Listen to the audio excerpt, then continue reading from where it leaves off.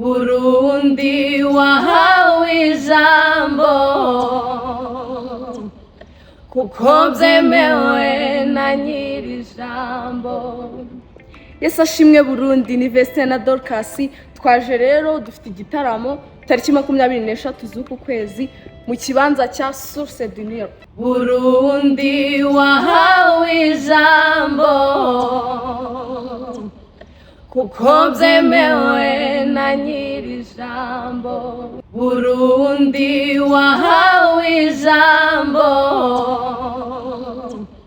kuko byemewe na nyiri ijambo. Awajye wujuje amashimwe.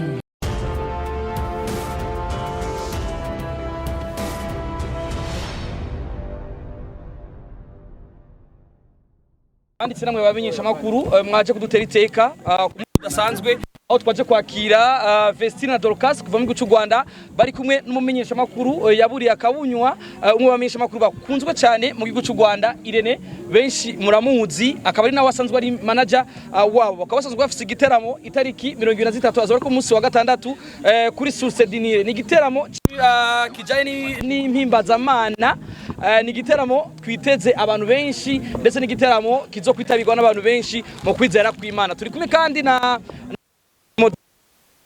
umwe mu bantu bashoye kuzana bano baririmbyi bavuye mu gihugu cy'u Rwanda hano iwacu mu Burundi mu gihugu gitemamwo amata n'ubuki. Turabamuramukije Vestine na Dorcas. Mumeze neza cyane gose. Turifuza kumenya urugendo rwa rumeze gute, mbega nta kibazo mwagize, nta cyo baca bagoye kugira mushobore gushika hano iwacu mu Burundi? Ntacyo twaje neza kabisa. Iyo bari bayijya kangahe mushitse hano iwacu mu Burundi? N'ubwa mbere. Nike kintu cyabatangaje muri minota mike gusa bamaze gushika hano mu Burundi? Ni minota mike ntago ndakibona neza ari nyibona.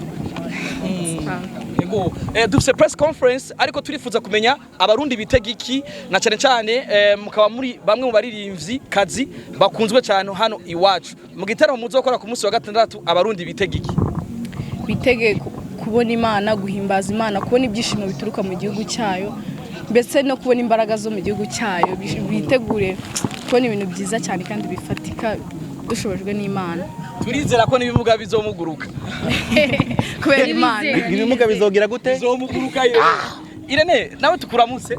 Muraho bavyeyi. Yego, ibijanye n'itangazamakuru urabimenyereye ariko nk'umuntu baherekeje Vestine na Dorcas ni kucuro yabo ya mbere bashiso hano iwacu mu Burundi. Ariko nge sinibaza ko ryo bari ryambere.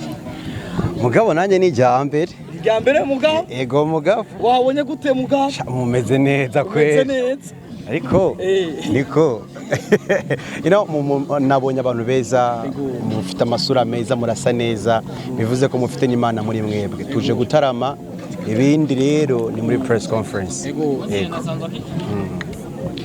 Yego ndakijijwe. Nibaza neza yuko ibibazo biza gukurikira tuza kwibariza muri press conference iza kuba kuri Source du Nil nyene.